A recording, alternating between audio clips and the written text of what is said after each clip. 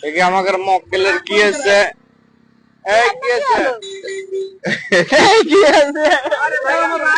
ভাড়া তো কিনার ওজন আলা জিনিস উঠে যাবে। কি হচ্ছে ভাই? এটা আমাদের চান্দু। এই আমার কত না যাবো পরে দেখি যে এই মাছ তো দিছে 30 টাকা আমি এখন তো আর 12-10 টাকা দেওয়া লাগবে আমি কি খারাপ কি কইছি খারাপ কিছু না। এই ঘটনা হলো বাসা হোটেল লিছে আমি হোটেল লিছে বাসা, সেটা ভিডিও বলা যাবে না। এই টিপ কুটে যাবে।